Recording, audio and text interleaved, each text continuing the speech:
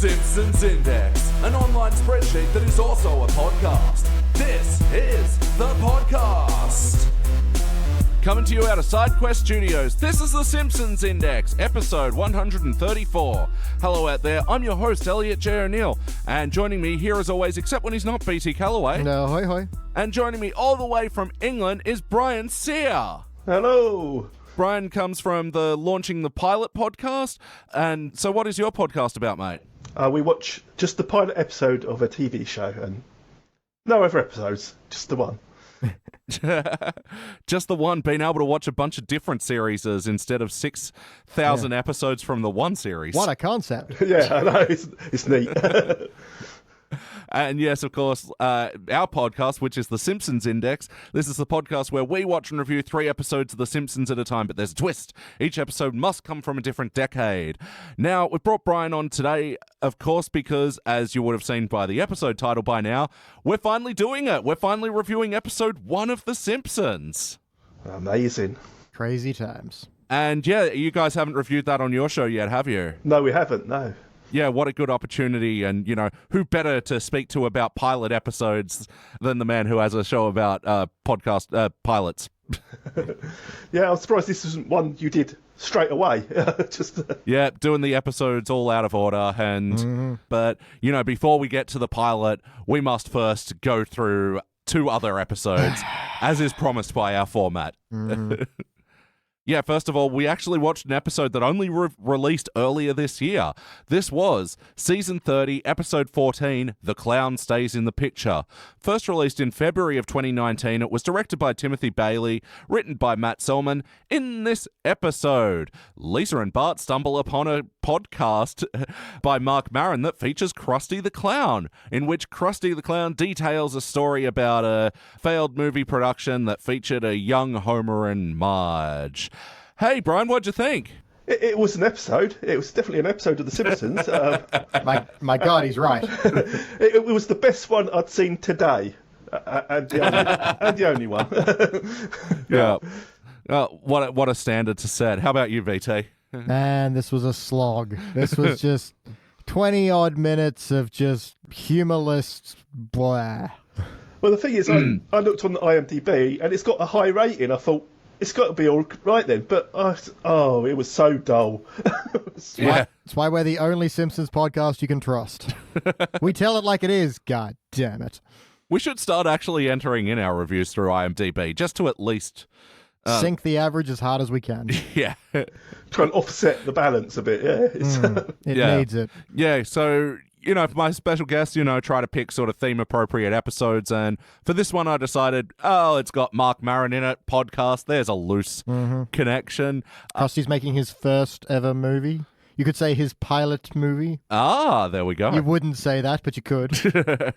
He had done Good Cop, Bad Dog already, hadn't he? So Yeah. Yeah. That was not his directorial debut. That's true. That's very true. So what do we think of Mark Maron's role in this whole thing anyway? I mean, he's functional, and that's about it. Like, he doesn't really have anything to do joke or character-wise, but he's just, you know, a plot device for which the story can unfold, and he does that fine. I thought you were going to say he glowed in this episode. Damn, that would have been better.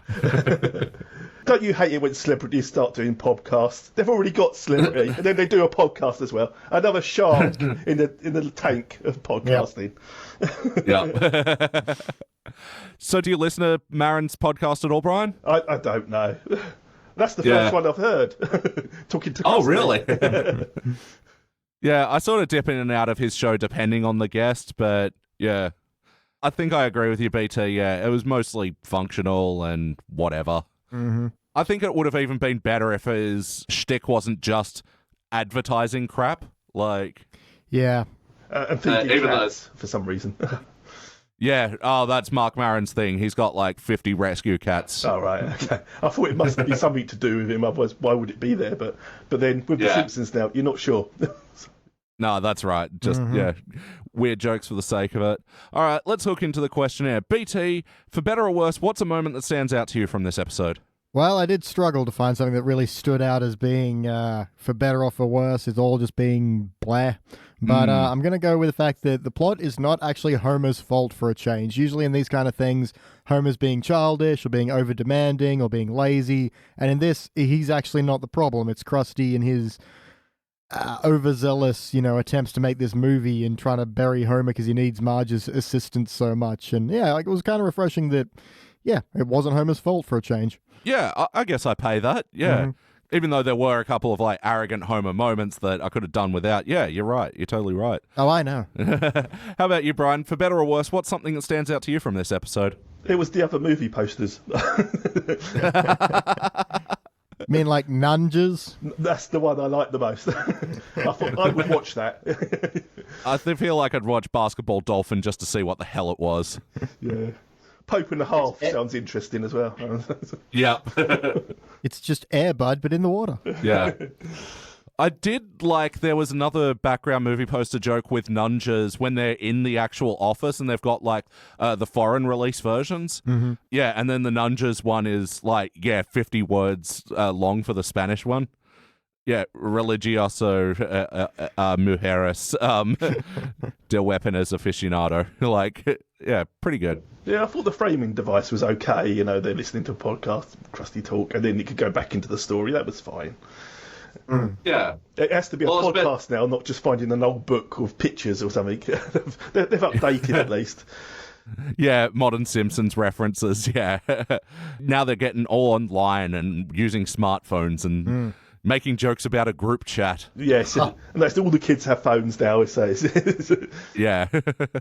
Well, actually, just last week they announced in one of the states of Australia that they're going to do a phone ban from first to last bell of the day, that, phones aren't allowed on school property in the state of Victoria. That won't stick. Yeah. All it's going to take is concerned parents to go, but what about little Timmy? I need to know where he is. Oh. If I don't know where he is 24/7, even though he's at school.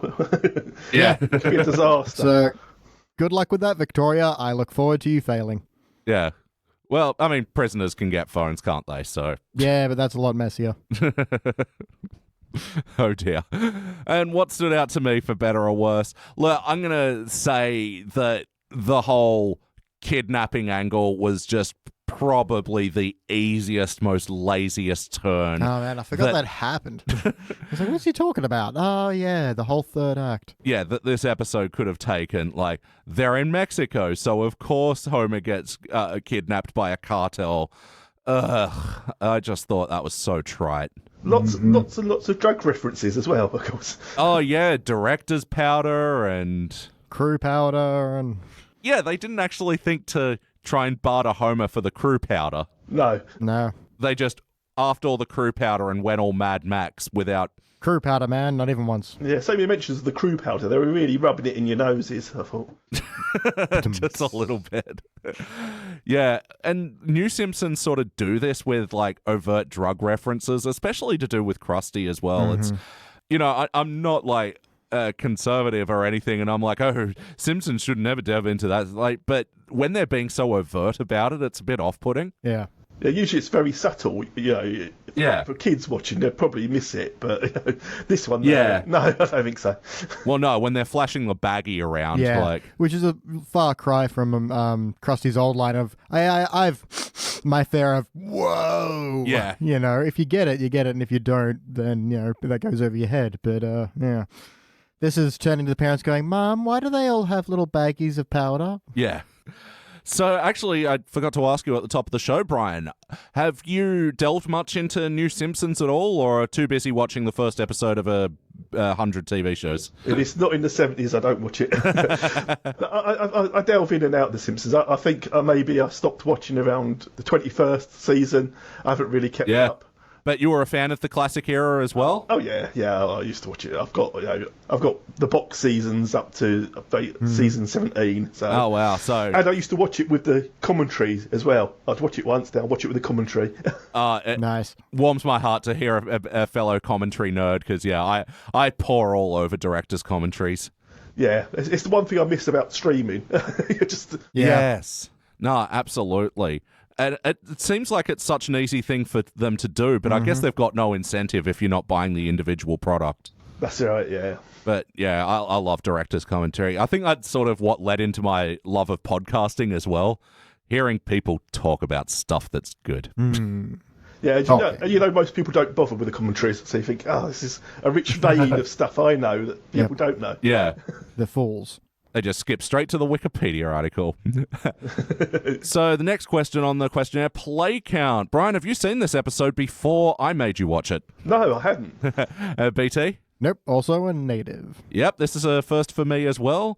I used to stay up to date with the Simpsons episodes and watch them the second they came out, and you know, there's one thing that'll stop you doing that, and that is doing a Simpsons podcast where you review 3 of them a week. I was just like, I'll do it on show night, you know. Yep. It's what you look at, you see, it's like episode 653, I think. 653. Oh my god. Yeah. So yeah, with the announcement that they got renewed for season 31 and 32, that's going to bring the grand total up to 705, I think my math was. All right. Jeez. Yeah. Simpsons, if you're listening, please, for the love of fuck, stop there.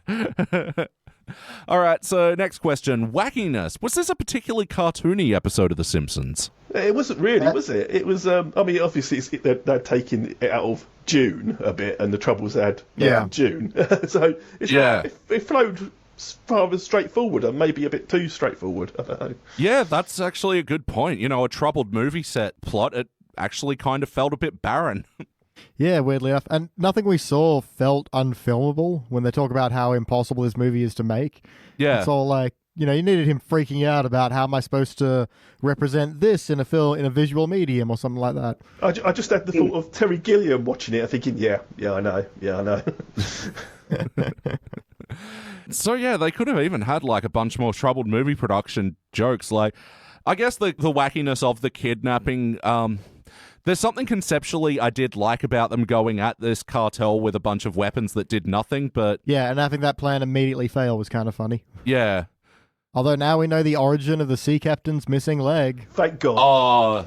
Yep, shot off by a cartel guy. I totally missed that. Ugh. Yeah, good for you, man. It was the highlight of the episode, surely.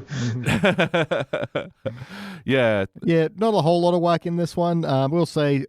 Krusty trying to commit suicide by laser gun, and he's like, is nothing on this movie real? It's like, why would you assume that was real? And why are you trying to murder yourself? How dark is this moment? Yeah. How much actor powder did you take? Yeah. Yeah. Not enough to die. No, for real. Well, I have like an annoying concept in the sense that Krusty is filming this in his like clown and get-up. I know it's not his makeup, but I tell you what, this isn't makeup. Yeah, why is he a clown in this space adventure? Like, surely he should be in, like, normal person makeup or something. It's weird. That's actually not a bad point. Yeah, because sometimes he has removed the makeup, like, a couple of episodes, doesn't he? Just Yeah, even if they are sticking with the shtick that it doesn't come off, then, yeah, put some on. Yeah, because he's a clown who's also an astronaut in space. All right.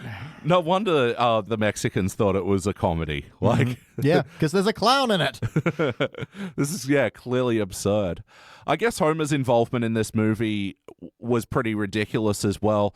I kind of wish they actually ran with him being a Krusty stunt double a bit more. That would have been good, wouldn't it? And it would have made up for the other episodes where he was Krusty for a bit. so you could, that's right. Built up to that. Yeah, that would have been right, because then they're getting him to do like more and more dangerous stunts, and Krusty's writing more and more ridiculous scenes for him to be in danger. Yeah. And then he bankrupts the production himself out of jealousy. Yeah. You should have wrote this episode. That's brilliant. Well, any time Disney wants to hire me, I am available at double the rate.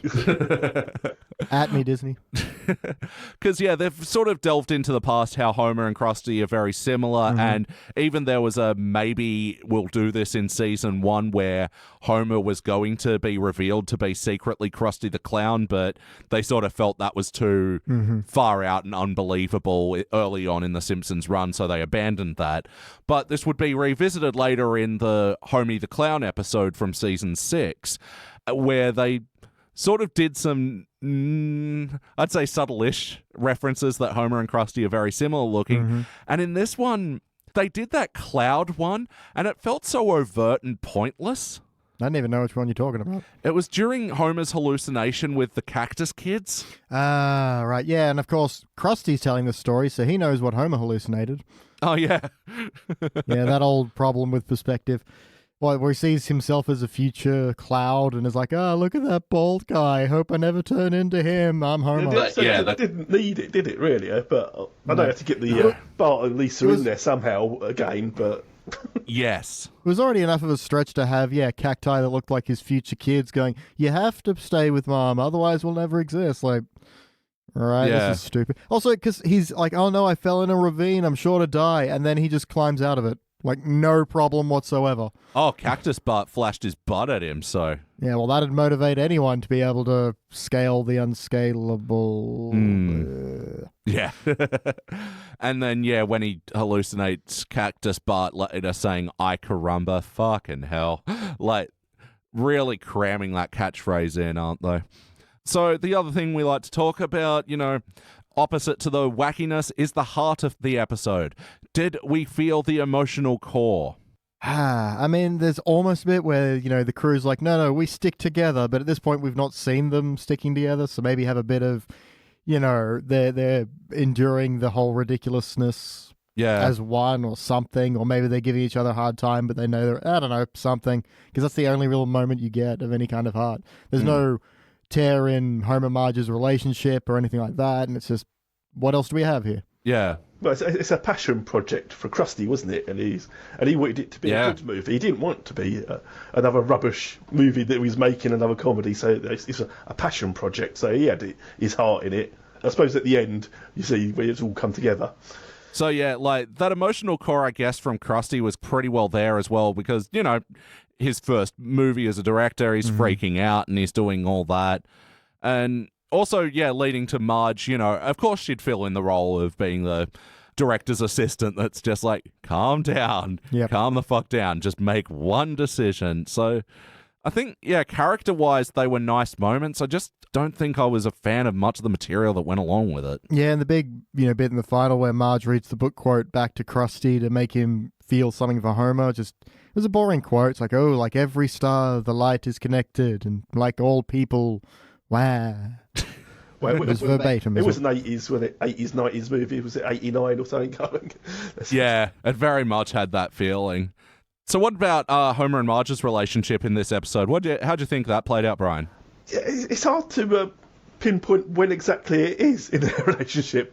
Because judging, because he knocks her up pretty quick, as I remember, but I don't remember him going out much. So this is a thing that we worked out, that there's the timeline of their relationship. There's probably about 5 to 7 years between them coming out of high school and Marge being knocked up. Oh God, not more stories.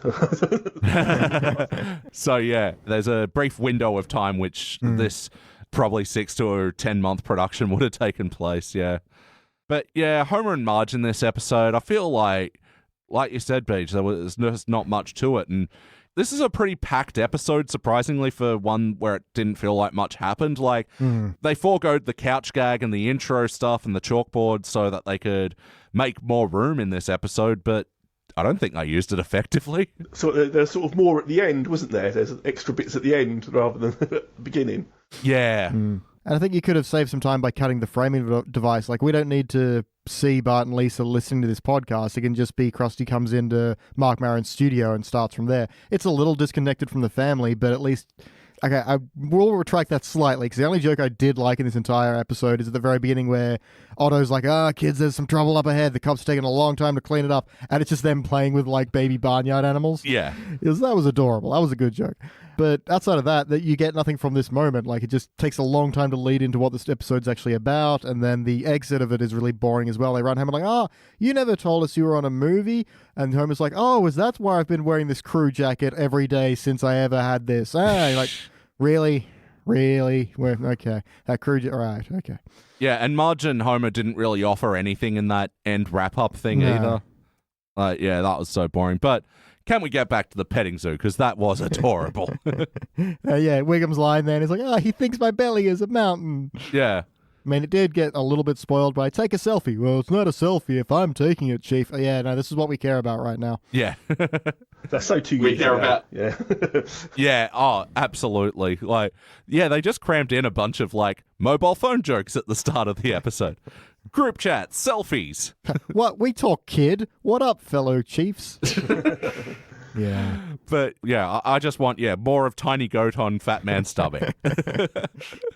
So ultimately, though, did this feel like an episode of The Simpsons? In this question, we like to ask about the integrity. What do you reckon, Brian? Were the characters behaving like themselves, the Simpson characters that we all know and love? I believe they were, yeah. Yeah, the characters weren't out of model. It's just the episode is just really boring. Yeah, they were very straight-laced in their approach to it. It's just... Actually, Homer could have even been a bit more wild. Yeah. He should have been wacky or something on the set, but no, he did his job, actually. Yeah, he's working quite hard. Yeah, I know. Maybe he was out of character, actually. Yeah, Krusty's really putting this guy through the ringer and he's just going with it. Yeah. I mean, even like the show as a whole, this is like a very different episode, and using the podcasting framework it's not a bad device. And I gotta say, I think Mark Maron actually kind of fit into the Simpsons universe fine. Yeah. Fine is, Yeah. It didn't feel out of place, like some guests certainly do. Yeah, I think if Krusty had been on a talk show or something, I don't think it would have worked as well. I don't think you could have delved deep into the story. No, that's right. As we know as podcasters, podcasting allows for that opportunity to dive deep into things. So, it probably was. Yeah, definitely. But yes or no, would you watch this one again? No. And how about you, BT? Nah, there's no reason to come back to this. Nope. The other thing I forgot to mention, that there is a Mark Maron counterpart to this episode, where Mark Maron recently did an episode of his podcast, which I got to point out is weird because his podcast, WTF, What the Fuck, they didn't actually name it in this episode. It was just Mark Maron's podcast. Yeah, fair. They didn't even want to say WTF. What the Farfig Newton? How are you? What the farfers? Yep. What the farfies? Yeah, anyway, so Mark Maron did an episode of his podcast where he had on Yardley Smith, the voice of Lisa, which, excellent episode, Yep. But it's led in with this fake podcast with Krusty the Clown, and it is just some awkward fucking improv.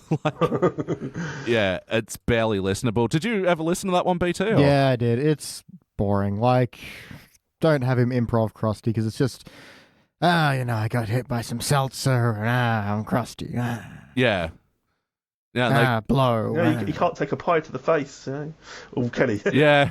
Those are all decorated cakes. I almost like that bit. But... Yeah. It's the fillings, damn you. Yeah. And that's what this episode had, a lot of fillings.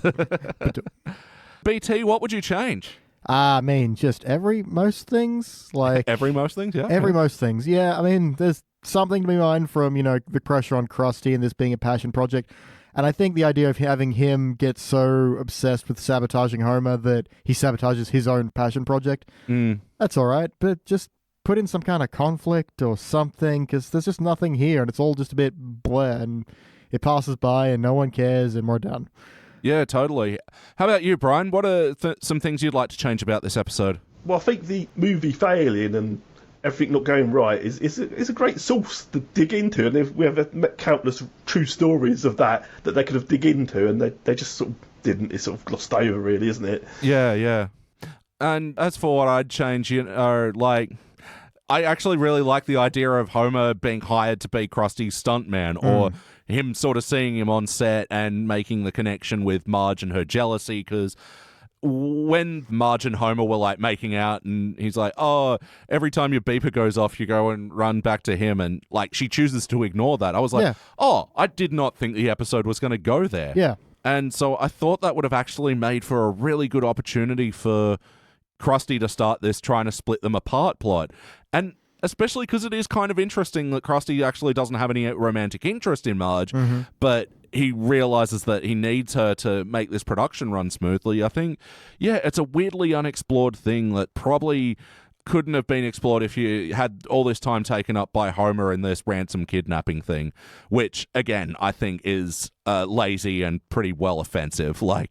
Just to say, oh, they're in Mexico, so of course there's a fucking cartel. I did like the fact that he's drinking Mexican Duff, which is... Yeah, Duff I missed Gordo. that. That's good. All right, so, we're here. BT, do you have any other notes? I got a couple. I mean, I got a kind of a smile out of good cop, dog cop for a while, but then he's humping the police chief's leg and was like, okay, I'm done. Yeah. They do, the classic little bus goes down the map and it's leaving little black dots, and then someone's like, hey, whoa, we've been dripping motor oil for the past however many kilometers. Like, that's not bad. But then they kind of ruin it with, that was literal. It's like, nope, you just killed it, thanks. There's a bit where they get the ransom note and, obviously it's in so they're translating it, but it's just so slow and boring. Like, Lenny's reading it in Spanish and then Carl's translating it, and just like, we're just hearing the same bit twice. There's no joke here. It's just taking double the amount of time. Yeah, or for a Go Raiders, like... Like, I don't know, do something else with that. Like, maybe instead of a ransom note, they just drew a picture or something. I don't know. It took too long and it does nothing for you. And I kind of like Mark Maron's ad at the end for hot cashews. Do you like hot cashews but don't want to warm them up yourself? Yeah. It seems like the kind of absurd product that's out there. And they also had, what was it? Dollar Doorknob Dollar Club. Doorknob Club. It's like, that's fair. Yeah. It's kind of funny when you think about how many doorknobs do you possibly need? Well, yeah, especially because his usual ads are Squarespace and Stamps.com. I think you mean stamps. Stamps. Get it right. How about you, Brian? Do you have any other notes from this episode? Only the fact that I wanted to see Christian Slater in it. It's mentioned because they can't get back in the trailer. Yeah. They can't get Judd Nelson to come out and they can't put Christian Slater back in. I like that joke. Mm-hmm. Yeah.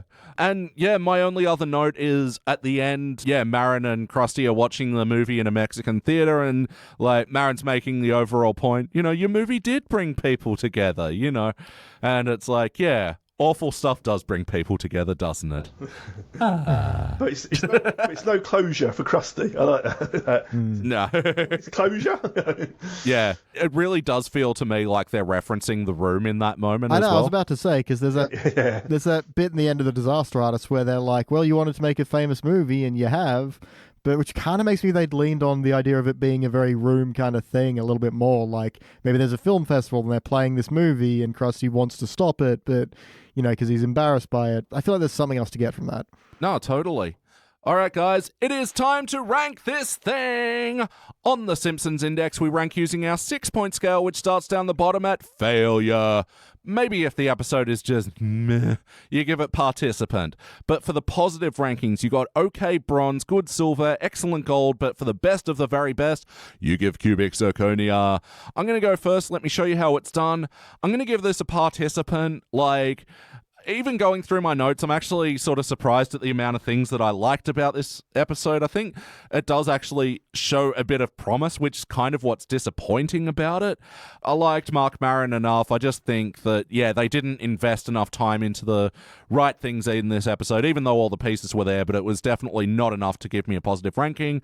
BT. Man, I really want to fail this one because it's just so boring, but I don't have enough hatred for it to do that, I don't think. I only really got 2 bits, which is the hot cashews and the baby goat. Yep. But that's really about it, but I don't have enough grudge for this one to want to kick it into the pit. So as much as I want to fail it on the fact that it's so boring, I just don't care enough. So, participant. All right, and Brian, what would you like to rank it? I'm going to agree with you. It's a participant. They had the opportunity to make it better. They didn't, but... Other than that, I'm just going to forget about it. Yeah, by the time we move on to the next episode of review of this one, will definitely left my head. Yeah. All right, so that'll be a unanimous participant then. It'll be joining other such unanimous participants at another Season 30 episode we reviewed, coincidentally, Krusty the Clown, which is about when Krusty quits his show to go do legitimate clowning. Yeah, that's another thing I wanted to bring up is, Krusty's voice is annoying to listen to for more than a scene. Like, a whole episode based on... Well, it's actually interesting because one thing I learned from directors' comms is that because Krusty just naturally speaks slower than a lot of other characters, so I've heard the writers say in episodes that they have him in, they've actually got to make the writing that much punchier and quicker around him because he generally speaks so slow. Well, why didn't they do that? No, for real. Other such episodes as we reviewed the other week, The Great Louse Detective with Sideshow Bob and Frank Grimes Jr. and that whole rehashed plot. What else? Prankster Rap, when Bart becomes a rap artist, and Homerazzi, where Homer becomes a paparazzi. Yeah, and Any Given Sundance with Jim Jarmusch. Yeah, sounds right. I can't remember if it's Jim or James. It's Jim. Yeah. Jim Jarmusch. Yep, some very bland episodes that it's going to be joining the ranks of. And now, before we move on, is that reputation justified? Is that reputation justified? Boom. So this is the segment where we check out what another reviewer said of this episode, and our good old friend Dennis Perkins of the AV Club. Dennis the Wild Card Perkins. He gave this episode a B. So, like on their scale, that probably translates to a bronze. That's at least a positive ranking for them. I say Dennis's rankings lately, he's going from being the wild card to being the feather touch. Like he's really on easy lately. Yeah. Yeah, I think I read this review, and I think he said that it's back to classic status or something like that in there. I thought, no. Yeah, he did mention that, yeah, it's harkening back to its glory days. And what? What episode did you watch? This one? No. But maybe all his reviews are the same now, and he just copies paste. It feels like that sometimes, yeah. Dennis, copy and paste Perkins. Control C, Control V. Yeah, he says, this late game Simpsons outing is a heartening glimpse of inventiveness and improbable near success in defiance of showbiz machinery. Meh. It isn't not, but it's definitely not. It's definitely not. B. No. All right. Well, yeah, look, that about does it for this episode. Now let's move on to a slightly earlier episode where we're going to season 14's Scuse Me While I Miss the Sky. We'll be back.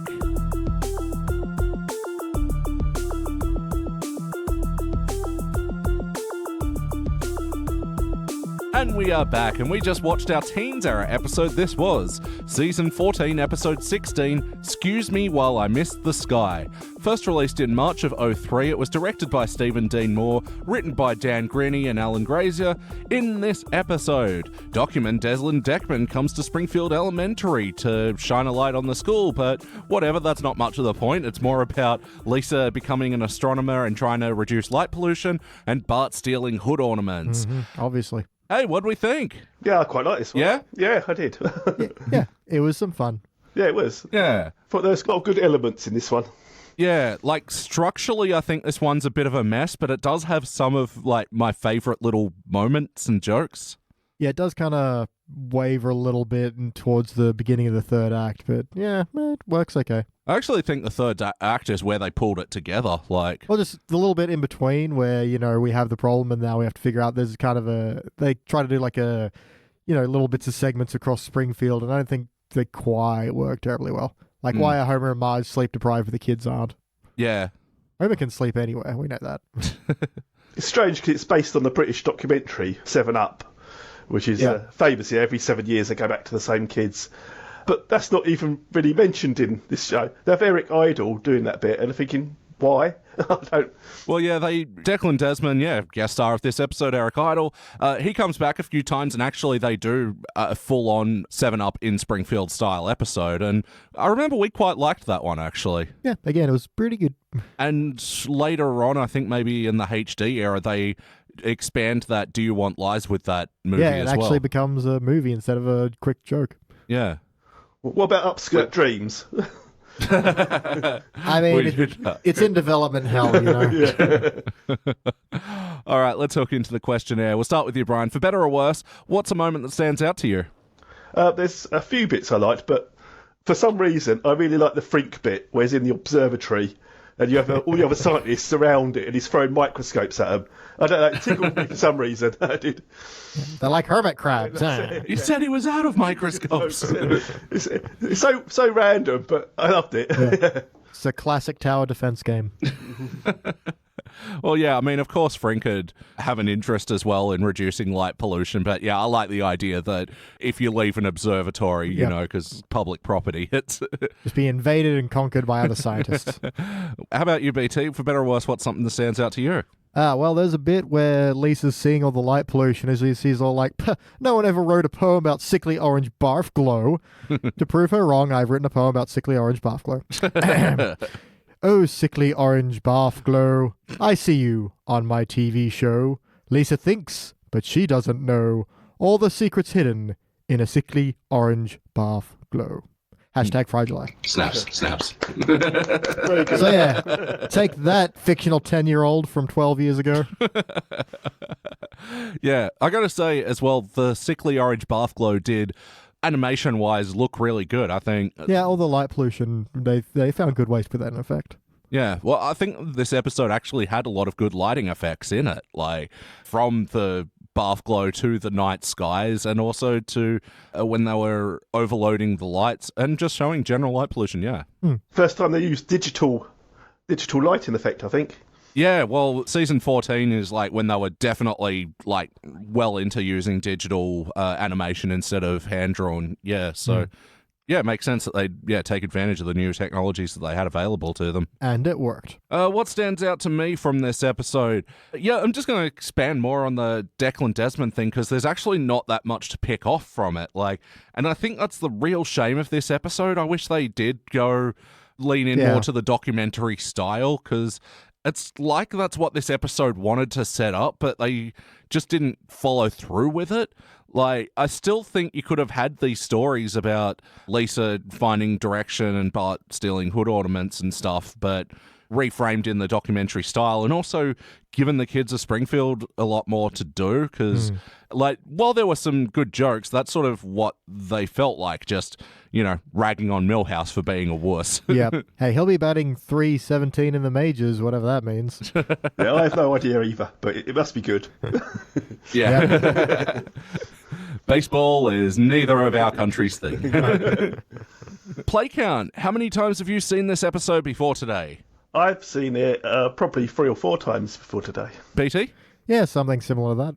Yeah, I've seen it a few times. I generally like season 14, and I feel like, this one goes pretty well on the disc, I guess. So was this a particularly wacky episode of The Simpsons? And there was some neat whack in there. All the screwed up animals with the constant daylight. These are some of my favourite jokes. The bird just flies down and tunnels into the ground. Yeah. I wish there were more of that. Yeah, I know. There's only that one. And then Homer's like, I bet somewhere there's a horse drinking coffee. And I'm like, that would be funny. Just sitting in the cafe, be like, no, to the waitress. Yeah. And I did like suggestible Homer. Yeah.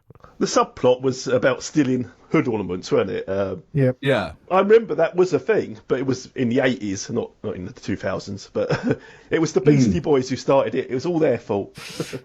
Damn you, Beastie Boys! They've really turned a corner with their fight for the right to reduce carbon pollution. But, we all change over time. Yeah, that's why they were stealing the hood ornaments. Actually, yeah, but now that you mention it, cars generally don't have, poking outy hood ornaments. Yeah, it's usually anymore. only the real fancy ones, like your Rolls Royces and junk. Not anymore, they don't. Yeah. I'm going to guess it was The Simpsons that ruined it from that episode where Mr. Burns uses his hood ornament like a target when he's chasing down Bart. Yeah. And now they're like, well, we can't have nice things anymore. Thanks, Simpsons. But yeah, on the hood ornaments thing, a bit of wackiness that I like that they shone a light on was Fat Tony being all like, you mean that 10-year-old in a mustache was fake? Bart and Milhouse running the valet service. I think that was a charming little bit of cartoony nonsense. Yeah. Hood stealing hoods in the hood. Yeah. Good old news report joke there, yeah. But yeah, I didn't really like some of the Italian stereotypy jokes, like Milhouse for some reason going, try the cheese a pizza. It's greasy like you. That was just like, what? Yeah. Why would you do that? It's just lazy. Hey, maybe in Milhouse's mind, complimenting each other's greasiness is what you do. I don't know. I'm sure Fat Tony wasn't more upset. Was in the restaurant, they had the Italian map on the wall, but they didn't have Sicily. Yeah. There was no Sicily. It was missing. Oh, really? It's like how New Zealand keeps, disappearing from maps because people forget about it. Yeah. We see you, New Zealand. We recognize you. What up, bro?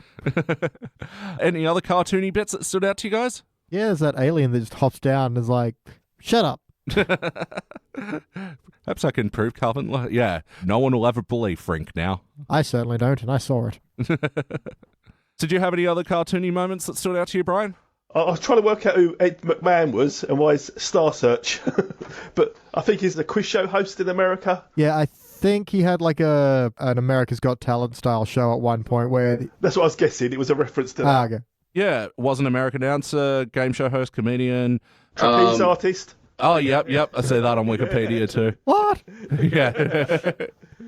The things you learn. Yeah.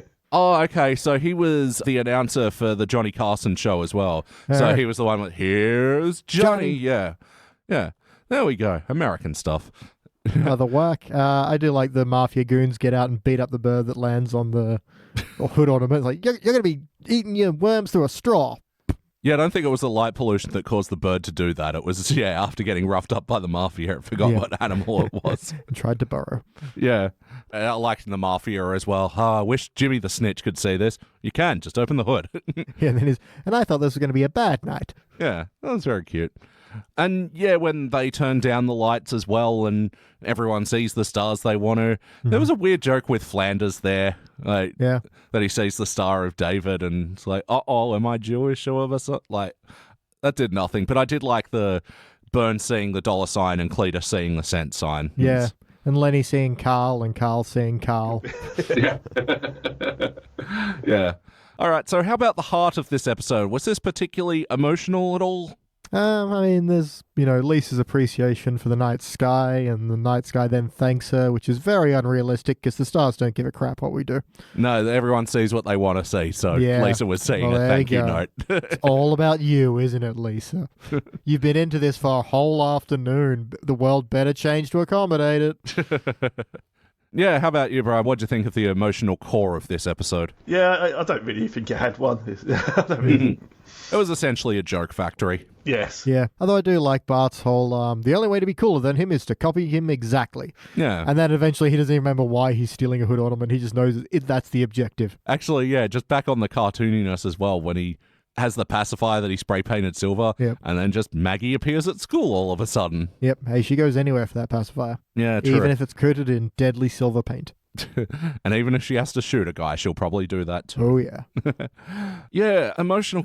I guess they really try and sell you on the idea of, the night sky being so important. And there's a certain niceness to it as well. And when they sort of pay it off in the end montage with the meteor shower over Starry Night by Don McLean. That's the one. Yeah. Vincent, isn't it called? That was fun. Yeah, that's right. Yeah, very pretty song. Oh, that was his other hit. Yeah. American Pie and Vincent. So that's it. And then when he tried to combine the two into Vincent's Pie. Didn't work. But it went for 14 minutes. We get a bit of the Beach Boys as well. The surviving Beach Boys, yeah. I bet this cost them a bit this episode. Which is one of these jokes like in that Future Jump episode where Lisa has like the Rolling Stones steel wheelchair tour or whatever. Mm-hmm. And that episode was set in the year 2010. Yeah, this episode from 2003 saying Surviving Beach Boys, and the Surviving Beach Boys are still touring. Yeah. Yeah, they were here like last year or something. That's crazy to me. The Monkees were here earlier in the year, actually. Yeah. Hey, where the Monkees? There's only two of them. Yeah. No, but apparently they had like a 10-piece band as well and everything. All right, well, hey, when you got the Monkees money. Yeah, sure. Yeah, so I think that was kind of nice, and there were some nice bits in the montage, like where Bart finally gets the hood ornament, but there was that one bit where Willie thought glass was snowflakes. That was weird. But he knew it was glass. That's what. Yeah. Oh, that's right. Yeah. I'll catch these shards of glass on me tongue. It's like, why? But ultimately, did this feel like an episode of The Simpsons? Were the characters behaving like themselves? I think they were. Yeah, I think they were spot on. I liked the bit where Lisa works out that her and Bart's plan are together, and she's going to help him. And he goes, "I bring nothing. You can say it." You know? Yeah. That one, just reminded me of like Bart's line, "This was to Millhouse back in the day." Like he goes, "Oh, with your book smarts and my ability to exploit people with book smarts." Yeah. So he does bring something. Yep. But no, and realistically, he doesn't do anything. Lisa leads Homer to the nuclear power plant and overloads the system. Yeah. Seems kind of dangerous. She could have just shut it off, Lisa, but whatever. It seems the odd way to go, doesn't it? You could, I mean, and also the light for the street lights is at the mayor's. It's in a post. Dimmer switch. It's in a post. It's not even guarded. Anyone could do it. Really. Central dimmer switch, yeah. Does every town have this? Can we just go up to our town's dimmer switch? I don't know. Let's find out. Yeah. Character, yeah, I don't think there were any major breaks. No, I mean, Bart's pressured into doing something dangerous. Lisa's pursuing scholarly pursuits. It all makes sense. Yeah. And even introducing this new character in the world, which, you know, we kind of wish The Simpsons would try and do a bit more these days. Like, I think Declan actually does fit in pretty well. Yeah, because he's very condescending, and there's that great little bit where, what does he say to Lisa? And they have that back and forth, and she's Lisa's like, does it make you feel good to shut people down? Yeah, and he's all like, yes. Does it make you feel good to question people's motives? Yes. All right, then. So, yeah, nothing really to mention on that. Like, yeah, Homer's a big old doofus that needs sleep. And I do like his zombies Homer state. That's quite good as well. Animated. Yeah. Marge is ironing the phone book. Yeah. And also I like the way that when they go by the telescope, he goes boing. Is it going to bounce? Why would you do that? But that's classic Homer, isn't it? Yeah, I think they probably like extended it too long with the whole duh bit. Yeah, it should have been more boing. Yeah, but I did like it when he just quickly throws the telescope and his daughter underneath his arms and bails out of the shop. Yep. Very good. But ultimately, would you watch this one again? I would, yeah. Yeah, for sure. I might watch this one again, might put it in a playlist. And so we like to think about like other episodes that this pairs well with. So yeah, what is a Simpsons playlist that you could make that includes this episode? Telescopes, Bart's Comet, and Bard of Darkness. Yeah. Animals not behaving like the animals they should, like when the penguins are flying around, or when the rhino is laying eggs. What did you just see, Lisa? Yeah. Well, actually, yeah, Lisa's scholarly pursuits, Lisa's career. Mm-hmm. Yeah. Her Lisa's just getting into something new. So Lisa the Buddhist, Lisa the vegetarian, Lisa the iconoclast. Yeah. Oh, and Declan Desmond episodes. There's a good handful of them. Like, can't remember how many of them are actually good, but a handful. A handful. Yeah. Yeah, that's about good. BT, what would you change about this episode? Ooh, I would have Lisa recognize my poem about sickly orange bath glow. I think just maybe spend a little bit more time on the wacky things happening with the lights. I don't know, maybe have some kind of upside, because then why wouldn't people ask him to turn it back down again? Because they're clearly suffering. Yeah. Maybe there's a thing about, I don't know, Mr. Burns is making so much money from the lights being on all the time that he doesn't want it shut down, and, Quimby just bows to that, or something. But no, not terribly much. This all's got a pretty nice flow, just more jokes. I didn't get too many outright laughy laughs. So, yeah. How about you, Brian? Is there anything you'd like to change about this episode? No, I think it runs quite smoothly. I mean, it is a little bit disjointed at the beginning, but it's okay. Yeah. As for me, I already mentioned that I'd like them to actually stick with the documentary style or not have it at all. I feel like it doesn't really exist either way, and that's kind of a letdown of this episode. And also, I think there should be more negative reaction to the lights being out. Like, there is a very real thing that, if you don't have lights at night, there is an inherent danger with that. And I think that's... looting happens. Yeah. Car accidents. Yeah, people getting hurt, all that stuff. The city's sundial is useless. Yeah. No, I just remembered there was such a thing as daylight. So... Yeah. But yeah, I mean, even in a town at night, having ample street light is a necessity. And I feel like that should have been a bit more explored. And yeah, like I said at the top, hooking into the documentary more and shining a bit more of a light on, some of the other kids as well. Like, rather than it just being a cheap, easy way for them to get some jokes out. Pile on Millhouse, yeah. Yeah. Get something else going on. I think Eric Idle was a little bit wasted. No, totally. Yeah, a man of his talents is just... Yeah, he should have been in the episode a lot more. He should have done a song. I'm a documentarian. I'm okay. Yeah. All right, we're here. Brian, do you have any other notes? I did like the bit of Millhouse falling over at the end and his leg twitching. Yeah. Just to show he's not dead. Yeah. But very injured. Yeah. Yeah, that whole missing the ball montage is it's so perfect. I like that. How about you, BT? Any other notes? Oh, yeah, got a few. So first off, go Aberdeen! Minerals are boring. Take that, minerals. I love that as well. Hess is just reading the little plaque and just gradually talking herself out of it. Yeah, even Lisa gives up. That little presentation that convinces her to be an astronomer that has, and the Milky Way, home to this little blue planet we call Rigel 7, not far from Earth. Yeah. And then the callback of now, who will press my reset button? Will it be you? Or you. Or you. And we get a reference to Carl being Icelandic again, which will come up later. Yeah, so I don't know if you knew this, Brian, but they did basically a whole episode where He steals the money, doesn't he? He steals the lottery. Is it lottery money? Yeah. Oh, yeah, that's right. Yeah. And yeah, we quite liked that episode as well, which is So how far away from this is this like season 28 or something weird like that, isn't it? 23 off the top of my But head. still, Yeah. it's pretty. This is what 14, so it was quite a distance between the two. But yeah, just a throwaway line that they decided They knew all along Carl was Icelandic. Yeah. Oh, totally. All right, it's time for my final notes. There was a joke during the Krusty Burger documentary that I didn't like. They're talking to Homer. Doesn't it bother you that the burgers are made from mad cow meat? And Homer's like, oh, they pass the savings on to me. Blah, blah, blah.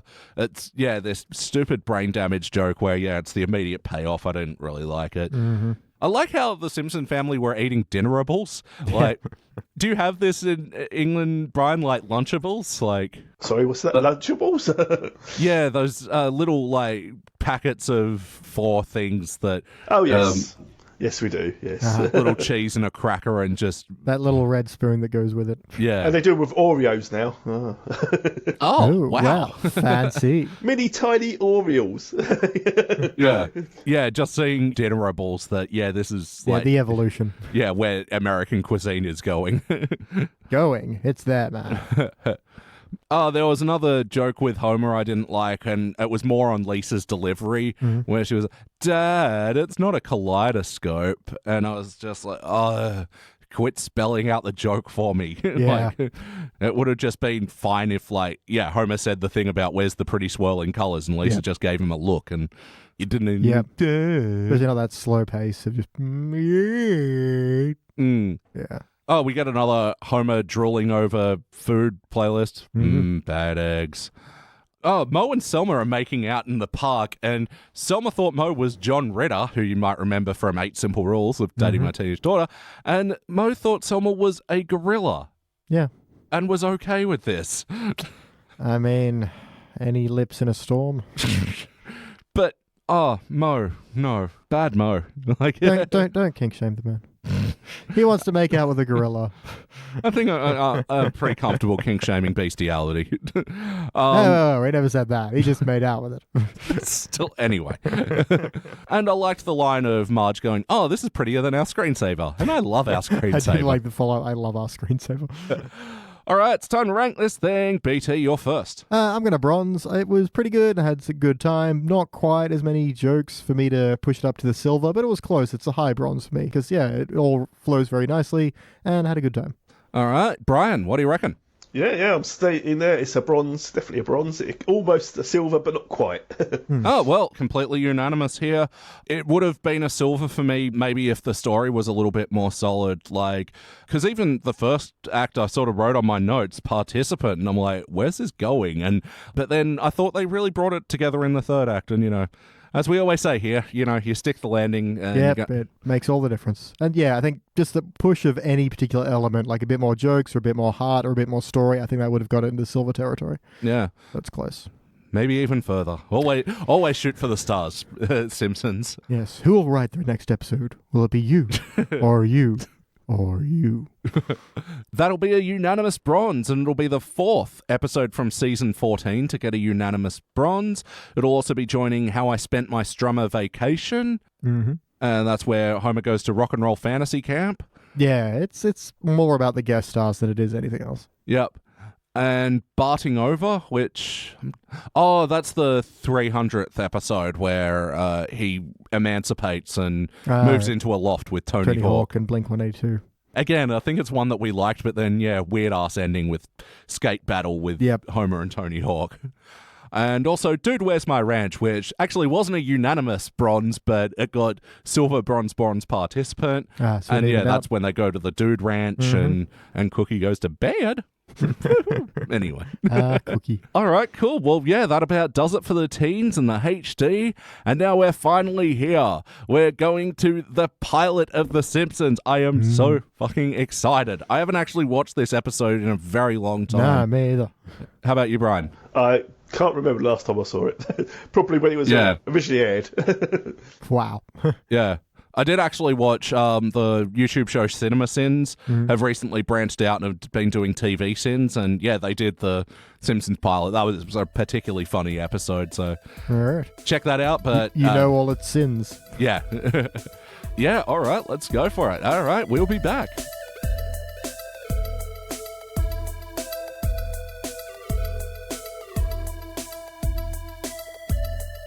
And we are back, and we just reviewed our classic episode, and I don't think there is more classic episode than this. Season 1, Episode 1, Simpsons Roasting on an Open Fire. First released in December of 1989, the only Simpsons episode to be released in the 80s. It was directed by David Silverman, written by one-time writer Mimi Pond.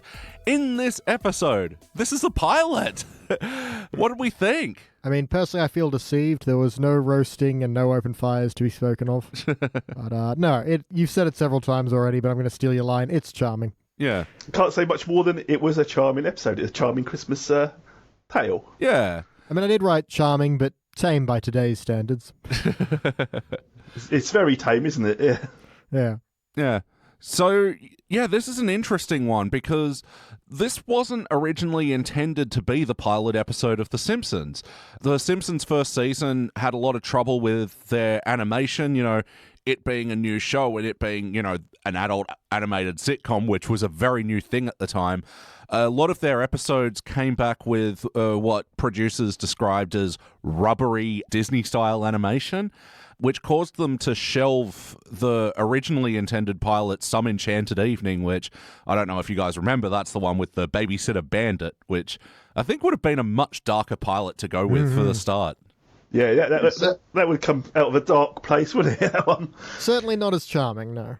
Yeah, and, while I'm not a big fan of Christmas episodes myself, I feel like this setting does actually provide a good way to introduce the characters. Yeah, and it provides the drama to the story as well. It's not just Christmas for a background thing, it's actually part of the plot, so... Yeah, and we get, the essential core family introduction here and, part of the extended family in Patty and Selma and Grandpa as well. And so functionally, yeah, I think this did a way better job of being a pilot than Some Enchanted Evening could have. Yeah, it's a lot interesting to see how many pieces were there from the very beginning. There's Snowball 2 gets an introduction, Lisa's Want of a Pony, Flanders just being not a bad guy, but just accidentally showing off when he doesn't realize how much Homer's struggling. Yeah. And this is Generation 1 Homer, where he's the flawed patriarch and not the Labrador or the asshole. Yeah. Yeah, we get a drunk Barney as well, don't we? It's all the classics characters. Yeah, even though, something happened in Moe's bar because, the entire colour palette of that place shifted. Something happened to Moe, man. His hair's different colour, and he's like, here, have a candy cane for free. That's not the Moe we know. Yeah. You had saloon doors on the bar. I just took me out of the moment completely. Yeah. The moment. I get it. Yeah, Brian, as an expert in pilots, how do you think this one functioned, being the pilot of, one of the most popular TV shows of all time? I think it worked really well. It wasn't laugh out funny, but it was a nice little story that introduced everybody. Yeah, I think it did well. And in sort of comparison to a lot of pilots that you've seen, how do you think it went with establishing the show? Yeah, I think in the time they had, they did a really good job because most pilots, as you know, they go an hour and a half to get everything in there, to establish everything. They only had the 23 minutes to get in there and do it, and I think they did it well. Yeah. Well, I mean, it's a tall order, and, it still astounds me that, this was originally intended to be the 8th episode of the run. But because of that, the show does actually feel a lot more sophisticated and sort of grounded in what the future of the show would be, especially in comparison to a few episodes that come after this, like Homer's Odyssey, which is just one that's bafflingly, I don't even know why they produced that. Incredibly bleak, yeah. Yeah. So let's hook into it. BT, we'll start with you. For better or worse, what's a moment that stands out to you from this episode? Man, I think a bit that really would have stunned a lot of audiences back in the day is the part where they go to the dog track and it's like, oh no, we're definitely going to win. If TV has taught me anything, it's that miracles always happen to poor kids at Christmas. And, they get the sign of it being named up Santa's Little Helper and that exact setup. And to us now, yeah, we know that's not going to happen. Yeah. But we've grown up with the Malcolms in the Middles and the things that took these tropes and turned them on their head. And this was probably the first one to really do that. Yeah. So, there would have been plenty of people back home going, of course that's going to happen, blah, blah, blah. And then to have it not happen, I think was a really great turn. And, it would have been interesting to see how that landed with audiences originally. But I imagine it did pretty well because I think the show did okay after this. Yeah, I hear it. It's still going pretty well. Good for them. I guess not only did it have a challenge, setting its own universe, but also proving the animation style for adults, you know. And, taking those sitcom-y tropes and turning them on its head, it's pretty, eloquent execution in this one. How about you, Brian? What's a moment that stands out to you for better or worse? From the very beginning, when they have to do the school plays and the Christmas pageant, and I've sat through so many of these, and they're all like it. They're all the same. I thought you hit it nail on the head with that one. Yeah, Homer shuffling through the crowd. They dragged you down here too, huh? I do like his line, mind my galoshes. Sorry, pardon my galoshes. I feel like that should be a new term for things.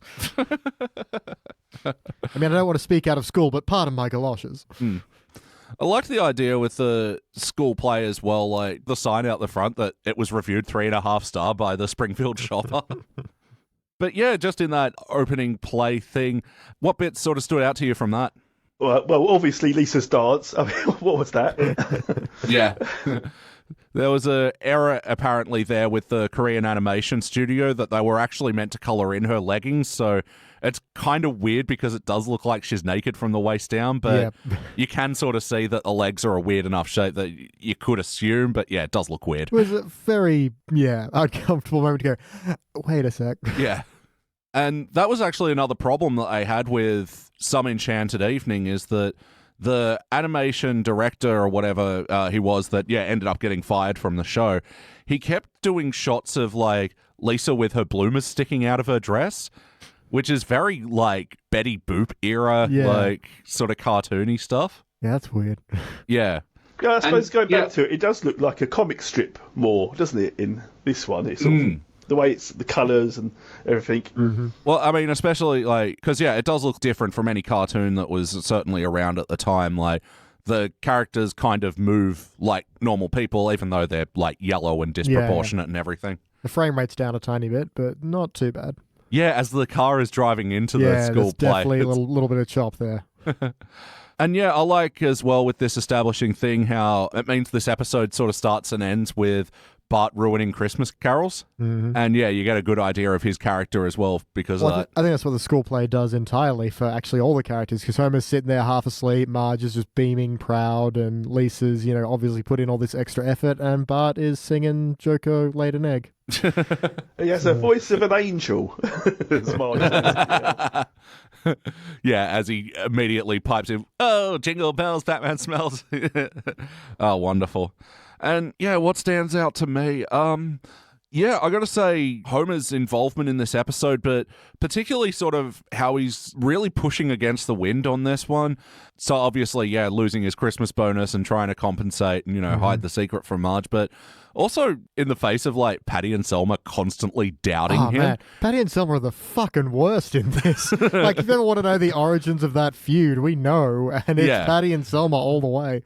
Every line they give, they just suck the air out of it, don't they? Just really. Yeah.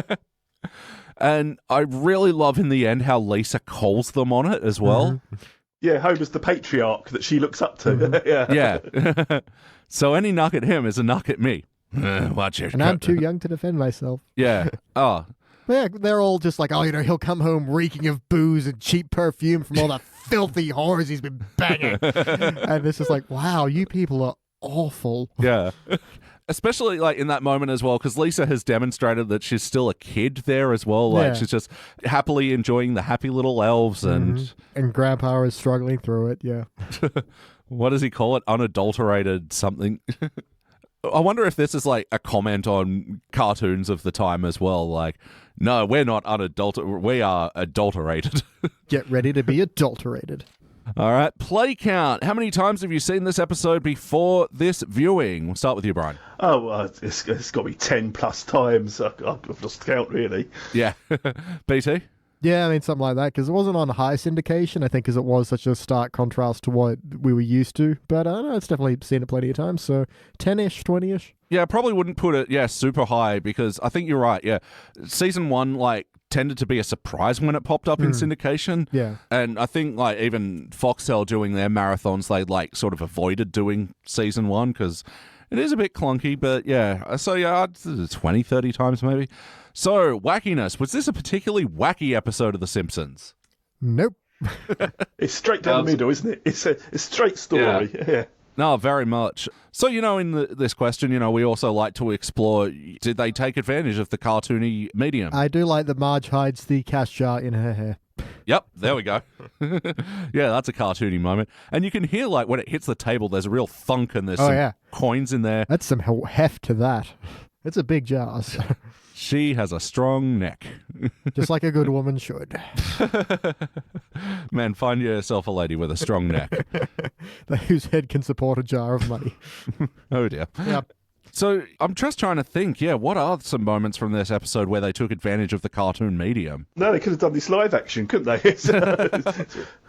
No, totally. Because even the light display that, Flanders has, that's just totally within reason. Oh, yeah, that is a great moment as well when Homer just kind of walks outside and looks at his house with its 3 lights, Christmas lights on, and Flanders' house it's all dolled up. It's like, even if the fairy lights were working, wouldn't have been too much to brag about.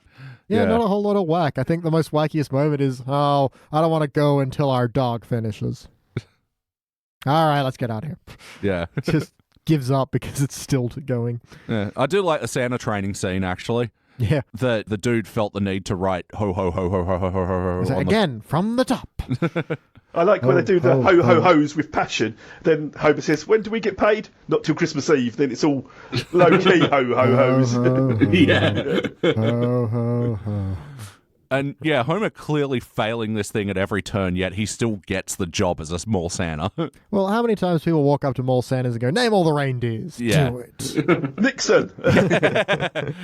I think the teacher as well is the same as the hypnotist from Homer at the Bat. So maybe that's how he whipped them into shape. He just got them to do a good job. A good job. And the other sort of weird cartoon thing, I like when Homer is the Santa and still clearly doing a bad job. Mm-hmm. And just venting to all the kids. Yeah. I hope your Christmas gets a little easier. Oh, and well, as soon as Mrs. Claus's sisters are gone, thanks for letting me vent. And pinching a bite of the kid's donut. Wonderful Homer stuff. So, making way for the heart of the episode.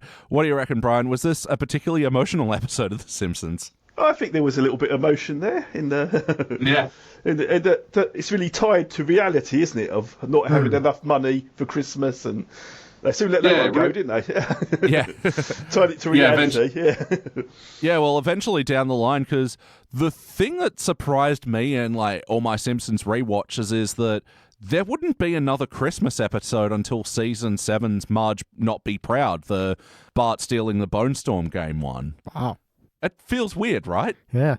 That long without never doing a Christmas episode again, and then all of a sudden they did. Yeah. Man, if only Frank Grimes could have seen this early one where Homer's really struggling. Yeah. I think his opinion would have changed him. But after that they'd go on to do a number of cheap, tacky cash-in Christmas episodes, for lack of a better idea, sort of feeling stories. Yep. Looking at you, White Christmas Blues. Yeah, and the emotional core of this episode and, what Christmas episodes generally try to achieve, I really do think this one nailed it. Man, I like that it's not Homer's fault that he doesn't have the money for it. That would be something that would change in the future. Yeah. But it's very refreshing to have him he doesn't want to ruin everyone's Christmas by telling the truth. He's not hiding his shame or something. He could have told Marge, but he's wants to find a way around it first. And I think that's really admirable and, it's a different pace for us. And, I just like the line as well when Bart's like, "Wow, Dad, you must really love us to sink so low." It's this great little, both a joke and a little bit of a heart moment. Yeah. And just that bit at the end with Santa's little helper jumps up in his arms and stares at him. Yeah, and then he takes him home. And He's pathetic. He's a loser. He's a Simpson. Yeah. Which, again, like for a pilot episode, they're establishing what they're about. They're pathetic losers, but goddamn, they're lovable. And then he brings him Santa's little helpers home, and everyone's like, "Oh, it's the best present we could have got. Yay, everything's fine." Yeah. And if he runs away from home, it'll be easy to catch. It's a good line. Yeah, I love all that self-knowing stuff. And yeah, not even Patty and Selma were going to chime in with one of their jabs then. And actually, there's a little bit of them smiling as they look at the dog. So. Oh, real? Wow. And some say their heart grew 3 sizes that day. Those people are wrong. And God bless us, everyone. Yeah. Yeah. And yeah, Bart like playing with the trope. It happened to Tiny Tim. It happened to Charlie Brown. It happened to the Smurfs. Yep. Who's Tiny Tim? Who is Tiny Tim? He's from A Christmas Carol. Oh, okay. Charles Dickens. I need legs, Dad. Can I get some for Christmas? I forget the details, but... Yeah, I only know Tinny Tim from Futurama. I was about to say, you know Futurama, that's good enough. So, ultimately, did this feel like an episode of The Simpsons? Were the characters behaving like themselves? I mean, for their first season, absolutely. It's just, finding its feet. But even then, I'm surprised how many elements that would go on to be in the show are already present. Yeah. You know, Grandpa and it's Patty and Selma being just the worst. Yeah. And Lisa's intelligence and Bart's rapscallionness. I don't know what you call that. He was just a little troublemaker at this point. Wasn't really a menace yet. A little Dickens. Quite. I think if they redid it and tidied it up, you could have dropped it in any season from 1 to 8, and it'd fit perfectly. Yeah, because it's the animation of this episode that I think is going to be off-putting for jumping into The Simpsons, because that's the part that doesn't seem like The Simpsons. Yeah. There's no real detail to the background characters, are they? They're just sort of thrown in. That's it. Yeah. Yeah, you noticed one, Elliot, that just didn't have a nose. She had no nose. But then how did she smell? And eat and laugh and love. I meant to say terrible. Oh, sorry. Well, yeah, it's not like Homer's Odyssey level of bad. I don't know if you know that one, Brian, but there's just this background shot where every background character looks horrible. There's 2 characters with the tops of their heads glued together and one who's wearing a superhero mask. It's weird. Yeah, but that at least you can explain away with. No one's ever going to rewatch this and pause and look at all these freaks. We can do whatever we want. There'll never be high-definition televisions. No. And DVDs. What would that even be? I was actually really surprised with how much I enjoyed this episode. Especially being a season 1 where, I try to sort of lower the expectations a bit and give it a little leeway because it is the establishing thing. But yeah, for season 1 and for especially the pilot, it did a lot of heavy lifting. Yeah. I totally reckon the characters felt like themselves. But yes or no, would you watch this one again? Yeah, sure. Absolutely. Yeah, I'd watch it again, and if we watch it again, we might put it in a playlist. What playlist would this go in? Other Simpsons episodes that remind you of this one? Well, Christmas episodes is the obvious one. Yeah, school pageants. Oh, yeah. Lisa's Pony, where she needs her read, and that kid sings My Ding-a-ling and all that. That's terrible. Yeah, Patty and Selma episodes, because they do feature quite heavily in this one. Yeah, they do. Oh, Homer getting shafted by Mr. Burns. Yeah, that shows up plenty. I do love his, there'll be no Christmas bonuses. Oh, and Merry Christmas. Yeah. But all the executives got bonuses, so, it's all right. Yeah, cool. It's all right. Yeah. Yeah, Burns is looking after his own. Mm-hmm. So this is actually an interesting thing because in a few episodes of season 1, Mr. Burns wasn't played by Harry Shearer. Yeah. It was by an actor, Chris Collins. Yeah, it was just this different guy who they replaced. For whatever reason. Imagine he began demanding directorial control and no, the show needs to be more Mr. Burns. He is truly the 6th member of the family. He was going to do a Mr. Burns spin-off. That's what he was. Yeah. The Burns and the Bees, Home already? Yes. Feel the burns. Oh. Yeah, so I think it was actually an interesting thing where, even in this first season, some of the voices aren't quite where they'd be, especially Homer. This is Frosty Chocolate Milkshake. still very much the Frosty Chocolate Milkshake's Homer. But, Mr. Burns, he doesn't sound super different from where he is now, even though, it was a completely different actor, and Harry Shearer could have just as easily reinvented the voice, and we probably just would have written it off as, oh, yeah, that's the first season, Mr. Burns. But no, he really took it and then, made it his own in a way. Yeah, absolutely. BT, what would you change about this episode? You could punch up the pacing. It's a bit hard to really, again, do I think of this in today's standards or to consider the era in which it was made? Obviously, you could improve the animation and you could just kind of punch up the pacing a little bit. But ultimately, I think this is going for that, Christmas time heartfelt story, which, what didn't you say, it came out in December anyway? So it was kind of apt for the time it was airing. Yeah, I think the amount it did with its own tropes and managed to turn a lot on its head is quite good. So I don't want to change terribly much about this. Just, mostly just a clean and polish. Yeah. How about you, Brian? What would you change about this episode? Probably put a few more jokes in. Yeah. It was sparse between the jokes, wasn't it? Like you say, it's paced very slowly. This is, definitely, that season one sort of crawling pace. There is, we've noticed in the more recent episodes that there's a lack of ambient noise, and I sort of feel that in this one as well. But at least they have the excuse then of not having the money. Yeah. Yeah, I think, the Simpsons were working on a similar budget to Homer in. Yeah. $13 for the entire series? Apparently Homer, I've got it here, he would have won $1,287 if Saturday's Help had won. And, wow. And Barney would have won $130. Oh, for the odds-on whirlwind, right. Yeah, 10 to 1, yeah. Barney looks like he made that work, though. He picks up at the end. Yeah. Is that his car as well? I guess. What's he doing driving a convertible in Christmas time? He's a success, baby. What a show off. And so as for what I'd change, spit and polish. I'm just going to be echoing your points anyway. I don't feel qualified to, fix this one up in a way. But just while we are speaking about the writing, so Mimi Pond, the writer of this was her only Simpsons writing credit, and she expressed recently that she had actually quite a troubled history with the show, and this wasn't actually, in her words, a joyous experience for her. Her account of it as well, I'm quoting here from her.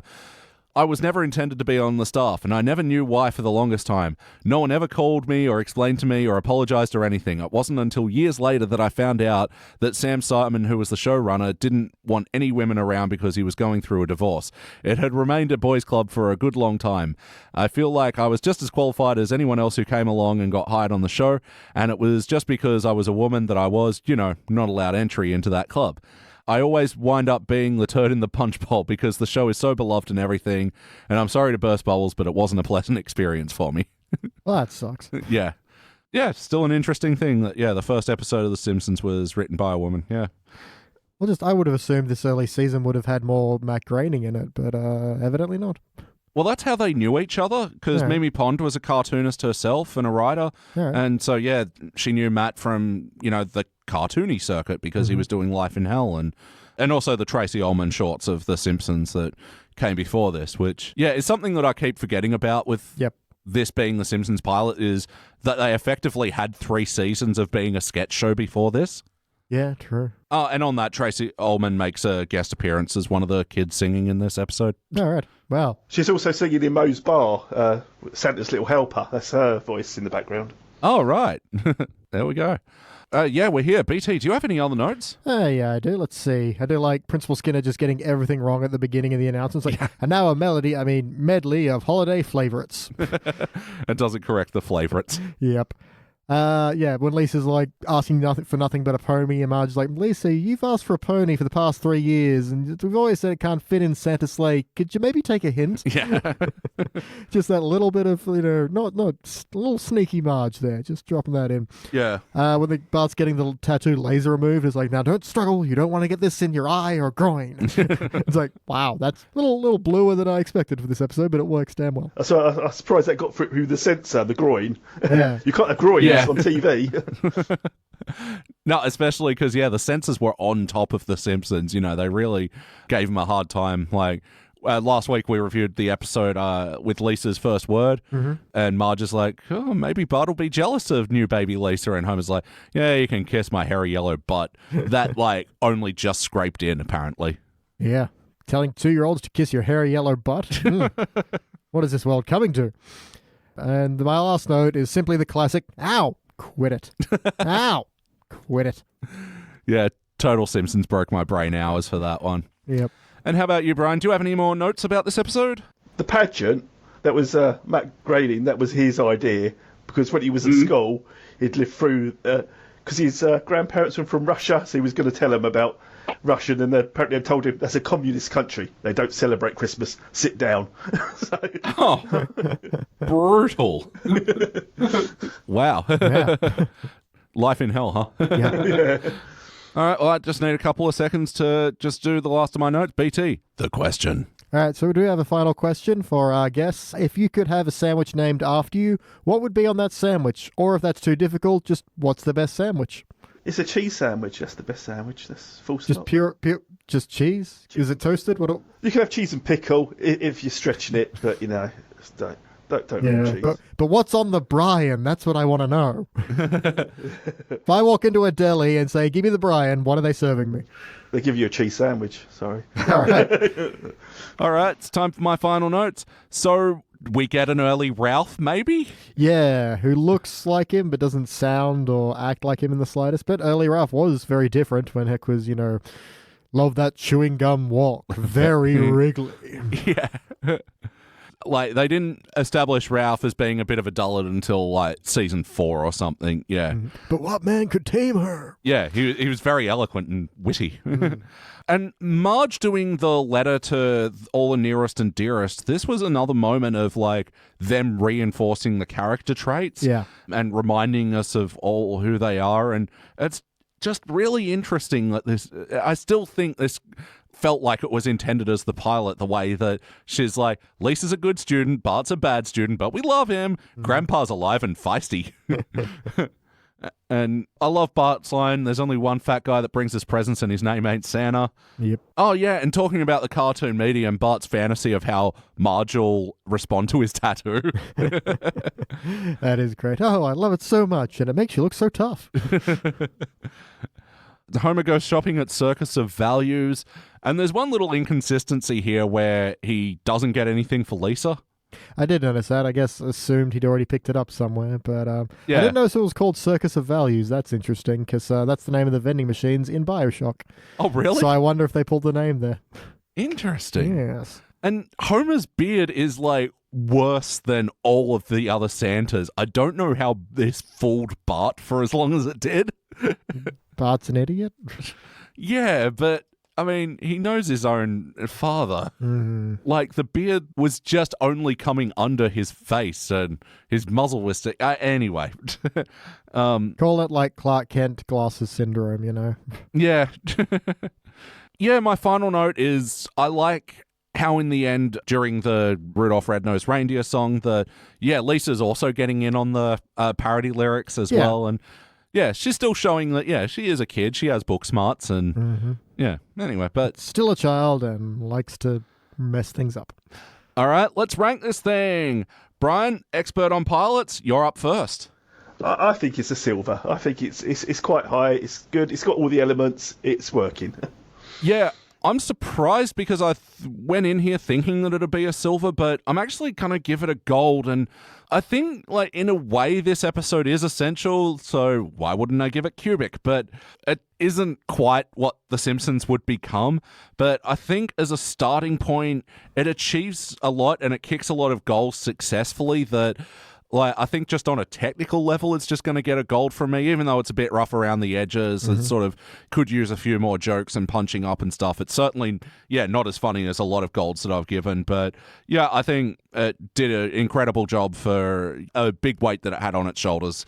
BT? It was a little split because I feel like if this episode came out now, I might only bronze it. But then should I consider, when it was made and the fact that this was so early for the run, I'm going to go with a silver, actually, just because... it is a very, cohesive episode, and it, explains all the characters. And you're right, it is very surprising this isn't the pilot, considering how much they reinforce what's going on. But, it's got its great heart moments. It could use some more jokes, but what's there is pretty punchy, and I feel like some of them don't land just because they're old now, and that's not the show's fault. So yeah, I'm going to give that a silver. All right, well, cool. Averaging out, this will be a shiny silver. And this will be the second classic era episode to get a shiny silver ranking, the other being Bart Carney, where Bart and Homer become carnies. Yeah, the shiny silver is actually like some of our like more contentious episodes where like fans have gone, really? It got that high? So yeah, in that we've had Hunker Hunker Burns in Love, where Mr. Burns gets a young hot girlfriend. It's about Mr. Burns. Of course, it's a great episode. Yep. Monty Can't Buy Me Love, where Mr. Burns steals a Loch Ness monster. I've seen a theme here. Yeah. Well, Grift of the Magi as well, which is another Christmas episode with the Funzo robots as well. Yeah. And Gary Coleman. Yeah, that's right. 3 prawns is hardly a galaxy. I'm gonna stay here and see how this ends out. His phone's not even plugged in. Springfield Up, where they're doing like a parody of those 7-Up documentaries in Springfield. Wow, that did a lot better than I remember. Well, yeah, Shag gave it a gold. That one baffled me. I thought, yeah, at very best a silver. But anyway. And also Weekend at Burnsies, where Homer gets super into weed. Man, that's a fun one, though. Yeah, absolute stupid story, but with a lot of great jokes in it. All right, well, yeah, that about does it for the Simpsons Index. But, before we get out of here, we like to recommend things that we're into lately. Books, TV, music, film, movies. What else are things? Cleaning products. Various types of insulation. So we'll start with you, BT. What have you been into lately? Well, Bradford insulation bats are clearly the best you can know. I haven't been in too much lately, as I had this problem last time. But I finally got around to watching Oculus, which is a horror movie it's on Netflix now, and it's kind of divisive. I've heard a lot of people talk bad about it. I've heard a lot of people say it's quite good. I'm on the good side. I quite liked it. But I also like, reality bending movies. So it's a light recommendation, but why not? Go check that out, I suppose. How about you, Brian? Is there something you've been into lately? I've been watching a lot of Charlie's Angels, original. Really? Yes. How's their pilot? Their pilot was good. It was good. It had James... what's his name? I can't remember it now. It had people in it. It's great. Wow, Charlie's... I think that's the oldest show that we've had recommended on this. Wonderful. And what I've been into lately, I got to say, full disclosure, we only recorded an episode yesterday, so my current recommendation... No, the magic! Don't ruin the magic! But yeah, just sort of digging into my back catalogue a bit. This year I've been really getting into the band Idols. They're an English punk band, and their latest album, Joy is an Act of Resistance, I don't think that could be a better tagline for what they're all about. They're really positive lyrical content with super aggressive punk rock music. And if you want to get a sense of what the band is about, someone just uploaded their set from the Glastonbury Festival, and it's an hour of unbridled joy. You can tell that they're having an absolute blast. This is the biggest crowd they've ever played in front of, and you can tell they're overwhelmed by the experience, but at the same time, they're not holding back. Their guitarist is Maniac, who's just jumping into the crowd. He's playing in his underwear, and he's doing that thing where he's walking on the crowd and getting them to hold up his feet, like that scene in Big Hero 6 where the kid is walking along the thing. Anyway, and the weirdest part to me is, that psychotic guitarist with a big mustache is also a professional dentist. So, have you heard of Idols at all, Brian? No, not at all. Yeah. Well, I mean, they're from your area, so highly recommend you, go catch them on a show, but probably worth staying at the back because it can get a little hectic. And I saw him earlier this year at the Lansdowne, and that was just such a wonderful show. All right, cool. Well, about time we get out of here, but let's do some plugs. Brian, talk about launching the pilot. Yeah, we've got over 170 episodes at the moment. Wow. A weekly show talking about pilots. You can find us on Podbean, and everywhere you find good podcasts, ours is there as well. Yeah. And on Twitter, launching the pilot or launching to pilot, because I couldn't fill it all in the app bit. Yeah, that's why we're Simpsons Index and not the Simpsons Index. One letter. All right, cool. And BT, our other podcast. Yes, our other podcast is a Game of Thrones podcast, and you might think, wait, isn't Game of Thrones over? Well, for everyone else it is, but for us it isn't. We are running Thrones of Game, where we watch the entire series backwards. I've watched the entire show beginning to end, but Elliot has never watched an episode until we started watching it backwards. So you get a unique perspective. It's a fast podcast. It's a good podcast. Have some fun. Check it out. All right, cool. Well, yeah, that does it. Hey, thank you again, Brian, for doing this. It's, really wonderful episode. Yes, it's been an experience, I would say. That's what we aim to do. Yeah. Well, yeah, I can't believe we've done it. We've done the pilot episode finally after 130 some recordings. Yeah. Yeah, and I think this clocked over, so we've now done over 400 episodes of The Simpsons on the Simpsons Index. And there's only 666. Only a few to go now, then. Yeah, well, they're renewed until season, 87 now, so here we go. All right, so that's been Brian. Bye. And that's been BT. Ahoy. And I've been your host, Elliot Jay O'Neill. That's all the mustard in the house. Ooh, pardon my galoshes. Thank you for listening to the Simpsons Index podcast, which is also an online spreadsheet available at thesimpsonsindex.com. You can chat to us online at facebook.com/thesimpsonsindex or at simpsonsindex on Twitter or Instagram. Now, there's no bonus scenes for this episode, so we'll catch you next week.